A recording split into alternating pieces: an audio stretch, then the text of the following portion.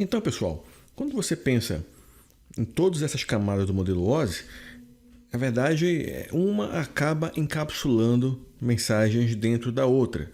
Ou seja, se eu tenho aqui, por exemplo, um computador, e esse computador ele vai querer enviar uma mensagem, vai querer fazer uma abertura de um site qualquer, né? De repente através do protocolo HTTP.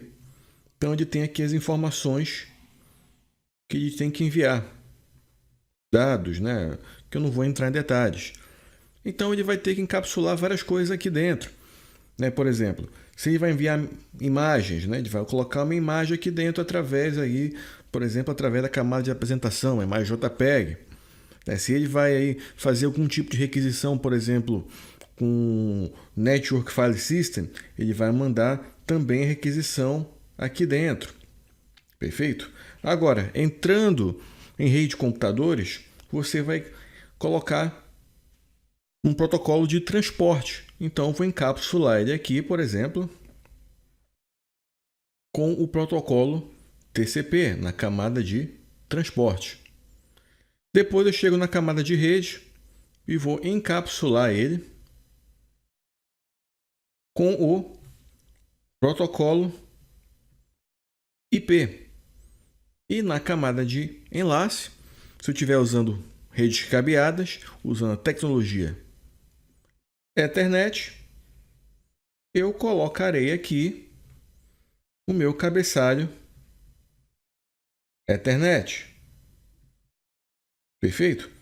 E depois envio na rede, né? Seja por qual tecnologia for, seja por fibra ótica, seja por par trançado ou qualquer outra coisa. Perfeito? Então percebam que isso na verdade é um encapsulamento dentro de encapsulamentos.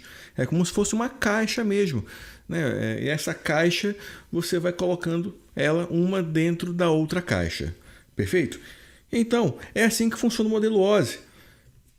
Esse modelo que nós vamos ver de novo aqui, agora já com essa visão. Saímos da camada de aplicação, encapsulamos na camada de apresentação, depois na camada de sessão, como por exemplo aí com protocolo NFS, né, ou qualquer outra coisa, transporte com TCP, por exemplo, camada de rede com UDP, o IP, camada de enlace com Ethernet ou Token Ring, camada física com fibra ótica, com par trançado, com Wi-Fi, seja lá o que for. E depois o destino ele vai removendo essas camadas de acordo com a sua respectiva função. Ou seja, a camada física verifica as informações na camada física, a camada de enlace verifica as informações que chegam na camada de enlace, a camada de rede verifica as informações referentes à camada de rede e assim sucessivamente. Tudo bem? Então vejam, é importante, apenas para deixar sumarizado, aqui as 7 camadas, as suas funções e exemplos.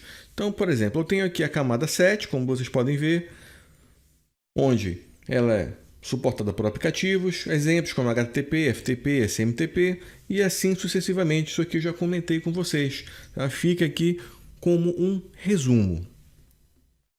Agora, podemos usar o conceito de camadas para isolar problemas. É aquilo que eu estava falando para vocês em relação ao suporte no telemarketing.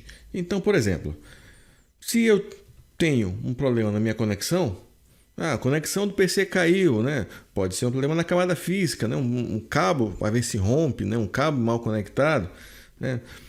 Ou seja, pode também ocorrer, o cabo está conectado, mas não tem o endereço IP. Bom, se não tem endereço IP, provavelmente o problema vai ser na camada de rede. Ou então, a internet funciona, ou seja, eu tenho um endereçamento IP, mas o meu e-mail está parado. Então pode ser que o software de gerenciamento de e-mail seja o problema. E assim sucessivamente, pessoal. Esse modelo em camadas não foi feito à toa, não foi feito para dificultar a nossa vida. Já tiveram pessoas que me perguntaram: Bruno, por que não colocam todas as funções numa única camada e resolve esse problema?